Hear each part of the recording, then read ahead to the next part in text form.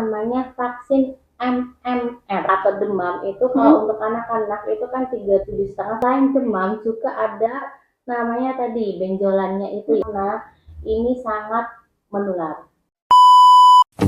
Puspa on Air, sehatnya tuh di sini.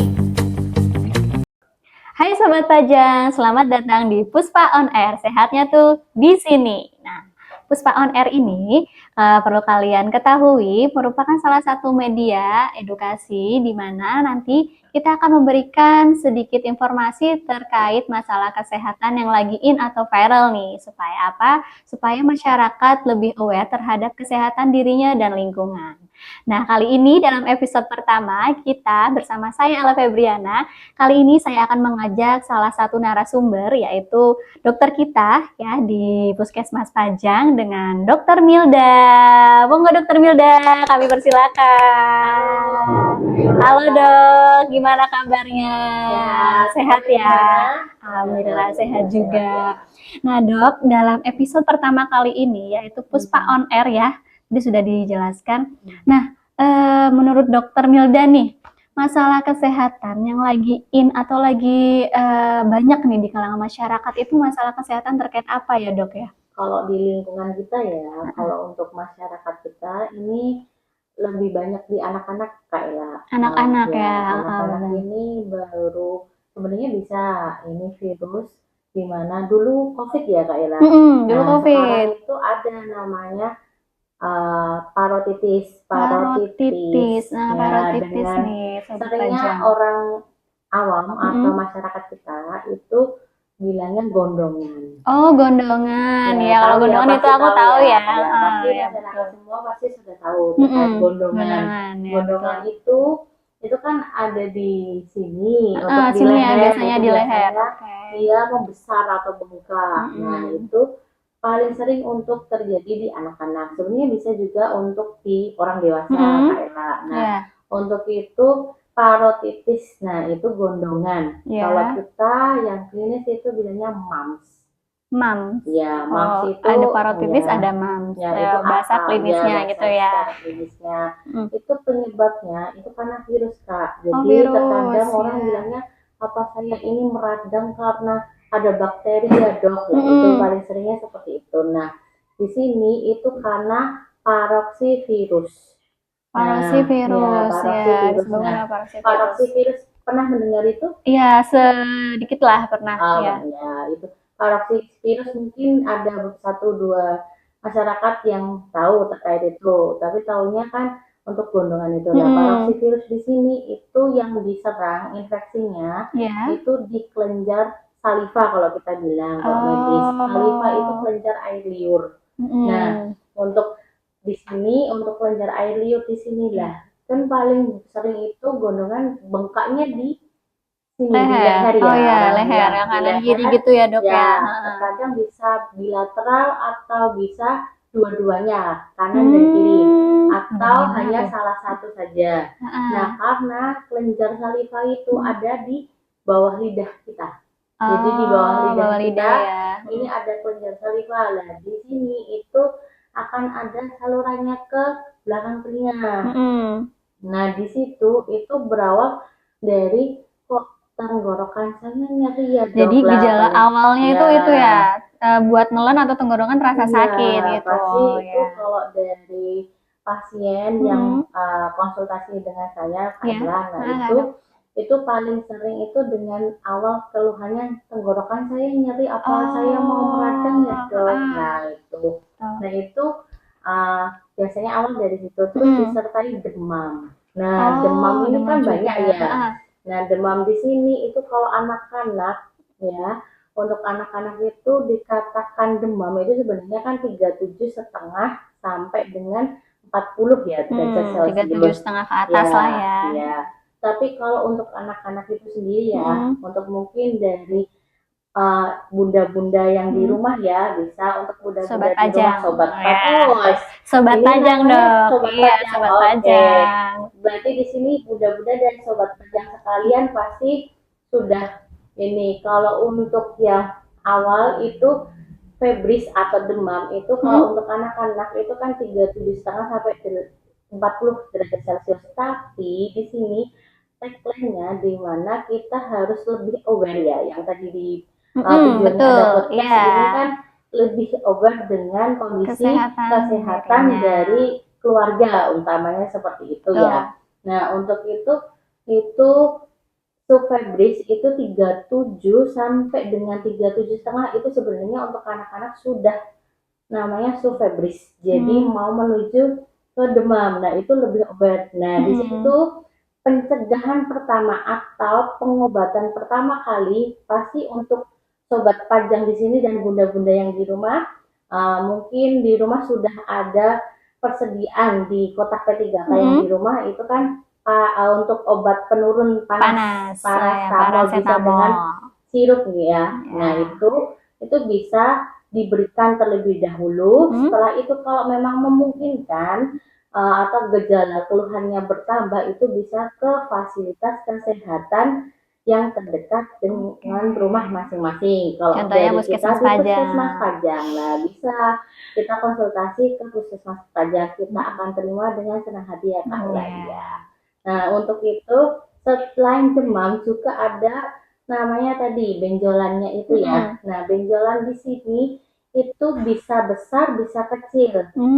Nah waktu kecil kita sering dengar ya gondongan karena nggak makan garam beriodium. Iya benar ya. Iya itu. Sobat Pajang pasti pernah mendengar terkait itu ya. Nah, salah satunya juga penyebabnya itu dong. Salah satunya itu karena garam beriodium di sini dia untuk menjaga hati, jadi di oral atau di hand hygiene yang di dalam mulut kita itu ada pH atau kadar keasaman. Nah itu gunanya kenapa kita harus makan garam beriodium salah satunya ya sobat pajang gitu. Nah untuk penting nih sobat pajang. Untuk selanjutnya selain tadi gejalanya kan awal keluhannya demam ya. Nah nyeri tenggorokan. Nah sama benjolan sudah ya 3 gejala. Nah di sini juga penurunan nafsu makan ini penting sekali karena terkadang pasti sobat pajang dan bunda-bunda di rumah untuk yang penurunan nafsu makan berawal dari badan anak itu kan kalau anak-anak usia 1 tahun ke atas pasti bisa ya ngobrol mah, pah, bunda, ayah gitu badannya adik kok ini nah enggak enak. Nah itu tapi kalau umur setahun kurang kan ke bawah kan belum bisa bicara ya itu pasti kan rewel ya lebih rewel. Terus kalau udah seperti itu kan nafsu makannya biasanya bisa 1 piring atau 1 mangkok porsi kecil itu juga sudah habis ya. Tapi kalau untuk itu harus diwaspadai yang biasanya 1 piring kecil atau 1 piring porsi anak itu sudah habis, tapi ini kok hanya 1 sama 2 sendok saja terus nggak mau makan lagi lah itu harus lebih obat di situ. Dengan tanda-tanda yang tadi disebutkan juga gitu ya. Oke. Selain dengan garam beriodium Bu, apakah ada pencegahan lain buat mencegah terjadinya gondongan ini Dok? Nah untuk itu ini penting sekali. Penting sekali untuk sobat pajang dan bunda-bunda yang di rumah ya. Nah untuk selain dari garam beriodium kita bisa cegah dengan vaksin ya. Imunisasi ya berarti ya. Imunisasi kalau orang masyarakat kita bilangnya imunisasi. Tapi bukan imunisasi COVID ya. Iya bukan ya, beda ya. Kalau imunisasi COVID kan sudah ya, alhamdulillah sekarang sudah terlewati ya. Sudah terlewati masa-masa sulit itu ya, sudah sehat. Sudah kita tutup pukul lama. Ya, itu kan sudah. Nah di sini vaksin yang paling penting sebenarnya itu namanya vaksin MMR. MMR beda dengan MR ya Dok ya? Oh ya, itu kalau yang di sekolah ya, kalau adik-adik kita atau anak-anak kita yang di sekolah sobat pajang sama bunda-bunda itu kan kalau di sekolah pasti dari puskesmas ada program vaksinasi. Iya benar, beda ya itu Dok ya? Itu beda. Itu ada tambahan kalau ada tambahan untuk campak dan rubella. Kalau yang MR, tapi kalau MMR itu tambahannya itu mumps. Makanya kata lain dari parotitis itu mumps itu untuk. Nah, salah satunya sebenarnya itu vaksin itu kan salah satu di mana virus atau bakteri yang dilemahkan. Jadi antibodinya kita mau usia berapapun, kalau divaksin antibodinya kita kan mengenali ya, istilahnya kenal dulu baru sayang. Iya, betul. Bener ya. Nah itu kita antibodi kita itu harus kenal dulu sama virusnya, sama bakterinya dulu dengan disuntik vaksin atau imunisasi. Nah, di situ salah satu pencegahan sebenarnya yang paling penting di situ. Tapi terkadang di sini karena yang MMR ini reagennya atau untuk vaksinnya itu biasanya itu paling sering di rumah sakit. Nah, kok di kita hanya MR saja. Nah, di situ. Nah, banyak itu di rumah sakit ya. Nah, terkadang itu mungkin dari kita atau Sobat Pajang pasti sudah beberapa kan sudah ada vaksin tambahan untuk MMR yang rumah sakit itu. Nah, dari situ sebagai pencegahan yang paling penting sebenarnya selain dari lifestyle terus pola makan juga. Itu tadi buat pencegahan ya dok ya. Terus sebenarnya kalau gondongan itu bisa disembuhkan nggak sih? Terus biasanya kalau gondongan itu berapa lama dia bisa sembuh gitu, bisa kempes gitu? Kalau untuk itu tergantung dari imunitas kita atau metabolisme kita ya. Kita kan punya metabolisme atau penjagaan dalam diri kita yang tadi antibodi dan itu.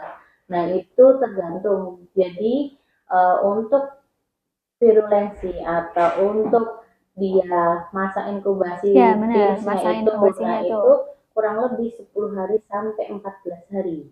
Sekitar seminggu sampai 2 mingguan ya Sobat Pajang ya. Seminggu sampai 2 minggu. Itu kenapa? Kalau misalnya itu dia sudah terinfeksi dengan virus virus itu tadi ya, Kak Ilana, itu bisa dengan isoma atau istirahat di rumah ya untuk adik-adik yang ada gondongan. Nah itu bisa istirahat dulu 10 hari. Nah 10 hari kenapa? Karena ini sangat menular.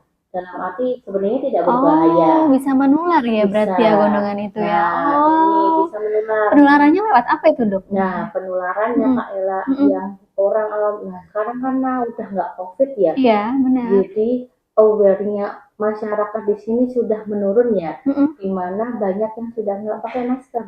Iya. Nah, apalagi kalau sudah di tempat umum sudah banyak yang, nah itu salah satu. Kalau di tempat kita kan tetap pakai paling juga masyarakat kalau pakai masker cuma pas ke puskesmas atau ke rumah sakit gitu ya dok ya.